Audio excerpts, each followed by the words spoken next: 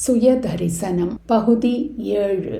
உங்களுக்கு இந்த கதை பிடித்திருந்தால் இது போன்ற மற்ற கதைகளை கேட்பதற்கும் நோட்டிஃபிகேஷன்ஸ் வருவதற்கும் பெல் ஐகானை பிரஸ் செய்து சப்ஸ்கிரைப் செய்யவும். நன்றி. ஒரு தடவை வக்கீல் ராகவையராத்துக்கு தர்ப்பணம் பண்ணி வைக்க போயிருந்தேன். அவர் ரொம்ப பெரியவர். என் தகப்பனார் மேலே வச்சிருந்த பக்தியை தகுதி இல்லாத என் பேரில் அப்படியே வச்சிருந்தார். 40 வருஷமா என்ன அவருக்கு தெரியும். போன வருஷம் ஒரு நாள் அவர் வீட்டுக்கு போயிருக்கச்சு அவர் மருமான் வைத்தியநாத ஐயர்னு டெல்லியிலேருந்து வந்திருந்தார். அவருக்கும் அன்னைக்கு தர்ப்பணம் பண்ணி வைக்க வேண்டி இருந்தது. அவரை பார்த்த ஆள் வெள்ளக்காரன் மாதிரி இருந்தார். அந்த பட்டு வஸ்திரத்தை அவர் கட்டியிருந்த முறையிலேயே மனுஷன் வேஷ்டி கட்டி பழகாதவர்னு தெரிஞ்சுட்டேன். 4 அங்குலத்துக்கு ஜரிகக்கரை வேஷ்டியும் பட்டு துண்டுமா அவர் மாடியிலேருந்து இறங்கி வரச்ச பளபளன்னு காலில் ஸ்லிப்பர் வேற. என்ன பண்ணுறது, காலம். நான் முகத்தை சுழிச்சுண்டு தர்ப்பணம் பண்ணுறச்சே அதை கழட்டிடணும்னு சொன்னேன். I'm sorry. ஞாபக மறதிக்கு அவரும் வைக்கப்பட்டுட்டார். நானும் இட்ஸ் ஆல் ரைட்னு சொன்னேன். நானும் அடிக்கடி ஏதாவது 2 இங்கிலீஷ் வார்த்தையை கலந்து பேசுறது தான். உலகம் என்ன ஒதுக்கி வச்சிருந்தாலும் ஓடி ஓடி வந்து ஒட்டிக்கிற குணம் அது. எனக்கும் அன்னைக்கு பல இடத்துக்கு போக வேண்டியிருந்தது. அவசர அவசரமாக கடமையை முடிச்சுட்டு எழுந்திருக்கடிச்சே பார்த்தா தட்சணை குறைவாக இருந்தது. இந்த மனுஷனுக்கு ஒன்றுமே தெரியலையேங்கிற அலட்சியத்தோட என்ன சுவாமி தட்சணை குறையுதேன்னு அவர் என்னை பார்த்து சிரிச்சுண்டே மந்திரமும் குறைஞ்சிருந்ததே அப்படின்னார். அன்னைக்கு மாதிரி வாழ்க்கையில் அதுக்கு முன்னே நான் இப்படி அவமானப்பட்டதில்லை. அப்புறமா தான் தெரிஞ்சது அவர் டெல்லியில் பெரிய சம்ஸ்கிருத ப்ரொஃபஸர்னு.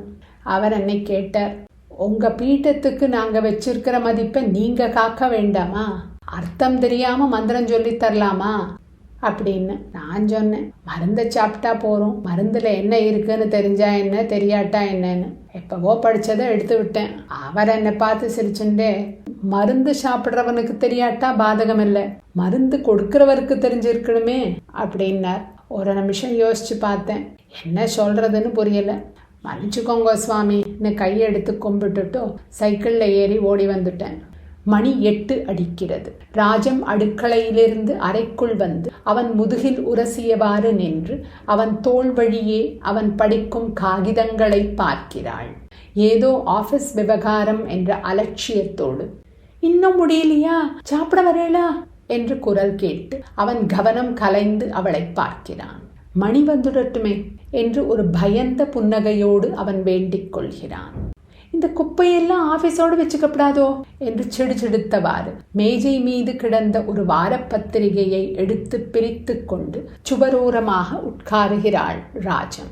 அவன் அடுத்த காகிதத்தை புரட்டுகிறான். 60 வருஷமா அர்த்தமில்லாம பேத்திண்டே வாழ்ந்திருக்கேன். என்ன போல மனுஷாலால தான் பிராமண தர்மமே அவமானப்பட்டுடுத்தோம். ஒவ்வொரு நாளும் ஒவ்வொரு வேளையும் சந்தியாவந்தனம் பண்றச்செல்லாம் ஏதோ குத்தம் செய்யற மாதிரி ஒரு உறுத்தல், பொய்யாவே வாழ்ந்துட்ட மாதிரி ஒரு புகைச்சல். சாஸ்திரங்கள் வேதங்கள் எல்லாம் இந்த காலத்தினால தான் மதிப்பிழந்து போயிடுத்துன்னு நான் சொல்ல மாட்டேன். அதுக்குரிய மதிப்பை மரியாதையை நாமே உணர்ந்துக்கலைங்கிறது தான் எனக்கு தெரியற உண்மை.